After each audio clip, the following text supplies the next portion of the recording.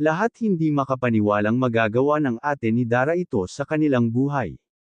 Iyan po ang ating aalamin at pag-uusapan ngayon, kaya kung interesado kang malaman ito ay pwede tapusin ang video na ito hanggang dulo at pakinggan ng mabuti ang mga nilalaman nito. Salamat po sa inyong lahat.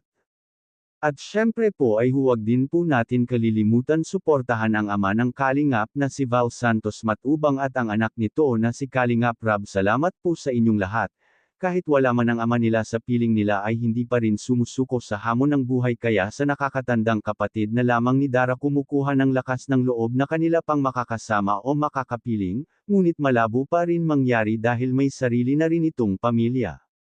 Kaya kung iisipin natin ay sobrang nakakaawa si Dara at Bea ngayon, lalo na ay bata pa ito at naghahanap pa rin ito ng gabay ng magulang. Nag-matured na lamang ang pag-iisip ni Dara dahil sa kanilang kapabayaan. Wala nang ang tumutulong sa kanya, ay may kapatid pa itong inaasikaso, kaya napakahirap talaga ng sitwasyon ngayon ni Dara. Paano na kung magkasakit pa si Bea? Ano na ang gagawin ni Dara? Ngunit sabi nga nila ay may lola pa naman silang kasama, ngunit wala naman ito. Buti na lamang sana kung maghinto na lamang ito sa pagtatanim ng gulay para makakasama nila ito sa araw-araw. Kawawa talaga si Dara dahil para bang pinagkaitan at pinagramutan siya ng tadhana. Paano na mga kalingap kung wala si Kuya Rab? Ano nga ba ang magiging totoong sitwasyon ni Dara at Bea sa ngayon?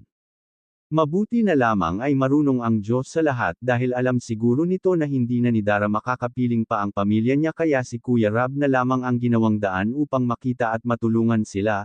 Dahil alam ng Diyos na ang puso ni Kuya Rab ay napakamabuti at ang pagtulong niya ay para talaga sa mahihirap, at kung anumang mga basher sa kanya ay ang Diyos pa rin ang may alam tungkol sa pagkatao ni Kuya Rab.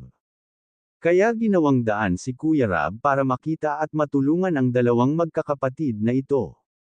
Kaya lahat naman talaga ay hindi makapaniwalang magagawa ng ate ni Dara ito na kahit ribbon cutting ng bahay ay hindi ito pupunta. Hindi man lang nila iniisip na kailangan siya ni Dara, lalo na sa oras na hindi na niya kaya. Mga kalingap, hanggang dito na lamang muna, kaya kung nagustuhan niyo po ay pwede niyo po i-like, at kung bago ka pa lamang at napadaan lang sa ating channel ay baka naman pwede paki-subscribe. Salamat po sa inyong lahat at God bless po sa inyo.